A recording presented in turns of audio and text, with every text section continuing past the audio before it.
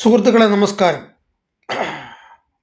നമ്മുടെ രാഹുൽ മാങ്കൂട്ടത്തിന് ഇന്ന് ജാമ്യം കിട്ടിയിരിക്കുക, രണ്ടാമത്തെ കേസിലും. അപ്പോൾ ഇനിയും എന്ത് സംഭവിക്കുന്ന തരത്തിൽ ഓരോരുത്തരൊക്കെ പറയുന്നുണ്ട്. നാളെ പുള്ളി പാലക്കാട്ട് വോട്ട് ചെയ്യാൻ പോകും. ചിലപ്പോൾ അടുത്ത കേസിലെ ജാമ്യത്തിൻ്റെ അവിടെ ഹാജരാകുന്ന സമയത്ത് ചിലപ്പോൾ അറസ്റ്റിലാകുമായിരിക്കും. ഏതായാലും പുള്ളി ഈ കേസ് ജാമ്യം കിട്ടിയോടുകൂടി ആദ്യത്തെ കേസിലും ഒരു പ്രതീക്ഷയൊക്കെ പുള്ളിക്കാരനുണ്ട്. അപ്പോൾ അതൊക്കെ എന്തെങ്കിലും ആയിക്കോട്ടെ, നമ്മൾ കോടതിയെ മാനിച്ചേ പറ്റത്തുള്ളൂ. കോടതി എന്ത് വിധിക്കുന്നു അത് നമ്മൾ മാനിച്ചേ പറ്റുള്ളൂ,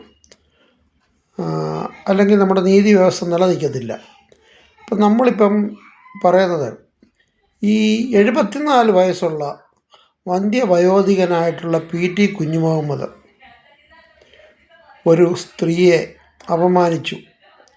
അവരതിന് പരാതിപ്പെട്ടിട്ട് ഈ പോലീസും മുഖ്യമന്ത്രിയുമൊക്കെ അതിനകത്ത് അടയിരിക്കുകയായിരുന്നു. ഈ ചെറുപ്പക്കാരെ അങ്ങോട്ടും ഇങ്ങോട്ടും ചിലപ്പം ഒന്ന് കണ്ണടയ്ക്കുകയും ചെറുപ്പക്കാരുടെ ഒരു പഞ്ചാര അടിക്കുകയും ഒക്കെ ചെയ്യും എന്ന് പറഞ്ഞ പോലാണ് 74 വയസ്സുള്ള കുഞ്ഞുമുഹമ്മദ് ഒരു സ്ത്രീയെ അധിക്ഷേപിച്ചത്. അത് ഈ മുഖ്യമന്ത്രിക്ക് ഇതിന് പരാതി കിട്ടിയിട്ട്, ഈ പോലീസിന് ഇതിന് പരാതി കിട്ടിയിട്ടും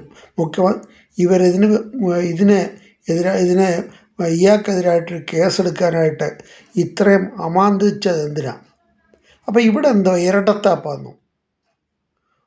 ഒരു പെണ്ണാരെങ്കിലും ഒരു പെണ്ണ് കേസുണ്ടെന്നും പറഞ്ഞ് നടക്കുകയായിരുന്നു. രാഹുൽ മാങ്കൂട്ടത്തിൻ്റെ പുറകെ പെണ്ണുങ്ങളെ അന്വേഷിച്ചു.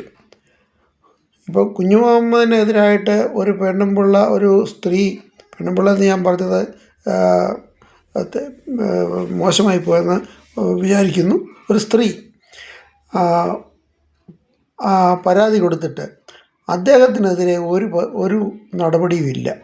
അതെടുക്കാനായിട്ട് നടപടി എത്ര ഒരു 15-20 ദിവസം കഴിഞ്ഞപ്പോഴാണ് ഒരു കേസുണ്ടായത്. അത് വാർത്തയൊക്കെ വന്നു കഴിഞ്ഞപ്പം. അപ്പം രാഹുൽ മാങ്കൂട്ടത്തിനെ പോലുള്ളവർക്ക് എതിരെ ചോദിച്ചു പറഞ്ഞ് കേസിന് ആളെങ്കിലും ഉണ്ടോ എന്ന് പറഞ്ഞ് കേസെടുക്കാനും പോലീസുണ്ട്. ഇവിടുത്തെ നീതി വ്യവസ്ഥ എങ്ങോട്ടാണ് പോകുന്നതെന്ന് നമുക്കൊരു പിടിയുമില്ല. ഇത് എങ്ങനെയൊക്കെ ആയിത്തീരും എന്നൊക്കെ നമ്മൾ തീരുമാനിക്കണം. ഇനിയെങ്കിലും ബുദ്ധിയുള്ള ജനങ്ങൾ ആരെയെങ്കിലുമൊക്കെ നല്ല രീതിയിലൊക്കെ വേണം വോട്ടിട്ട് ജയിപ്പിക്കേണ്ടത് എന്ന് പറഞ്ഞുകൊണ്ട് ഉപസംഹരിക്കുന്നു. നന്ദി, നമസ്കാരം.